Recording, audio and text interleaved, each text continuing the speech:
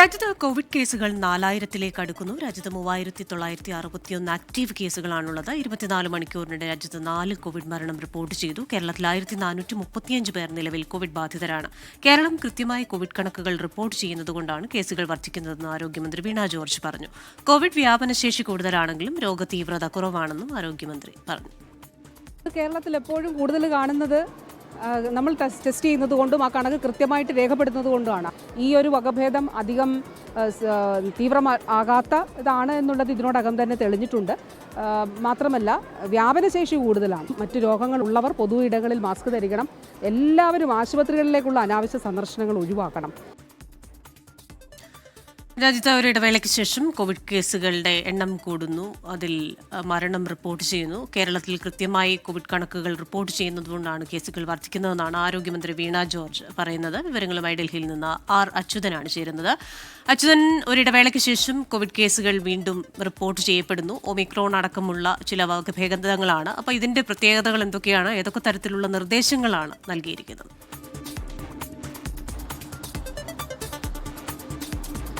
കൃഷ്ണ, നിലവിൽ ഈ കേസുകളുടെ വർധനവുണ്ടാകുമ്പോഴും ആശങ്കപ്പെടേണ്ട സാഹചര്യമില്ല എന്നതാണ് കേന്ദ്ര ആരോഗ്യ മന്ത്രാലയവും സംസ്ഥാനത്തെ ആരോഗ്യമന്ത്രി വീണ ജോർജും ഈ വിഷയത്തിൽ പ്രതികരിച്ചിരിക്കുന്നത്. പക്ഷേ ആ കേസുകളുടെ ഒരു കണക്കുകളിലേക്ക് കടന്നാൽ അത് 4000-ലേക്ക് കേസുകൾ അടുക്കുകയാണ്. രാജ്യത്ത് 3961 കോവിഡ് കേസുകളാണ് ഇതുവരെ ഈ തരംഗത്തിൽ റിപ്പോർട്ട് ചെയ്തിട്ടുള്ളത്. ഈ തരംഗത്തിലെ ആകെ മരണം 32 കേരളത്തിൽ 1435 കേസുകളാണ്, കോവിഡ് കേസുകളാണ് നിലവിലുള്ളത്.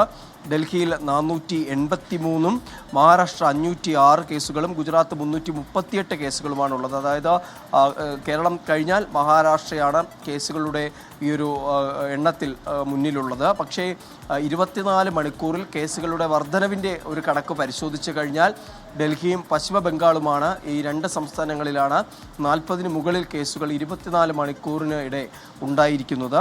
ഒപ്പം തന്നെ കേരളത്തിൽ കഴിഞ്ഞ 24 മണിക്കൂറിനിടെ ഒരു കോവിഡ് മരണം റിപ്പോർട്ട് ചെയ്തിട്ടുണ്ട്. അതിൻ്റെ കൂടുതൽ വിശദാംശങ്ങൾ ഇപ്പോൾ പുറത്തു വന്നിട്ടില്ല.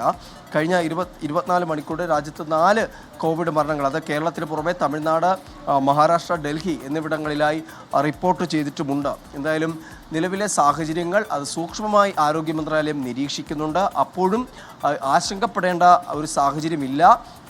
ജാഗ്രത പുലർത്തിയാൽ മതി എന്നുള്ളതാണ് ഇപ്പോൾ ഇതുമായി ബന്ധപ്പെട്ടിട്ടുള്ള ഇടം അറിയിച്ചിട്ടുള്ളത്. ഡൽഹിയിൽ നിന്ന് വിശദാംശങ്ങൾ നൽകുകയായിരുന്നു ആർ അച്യുതൻ.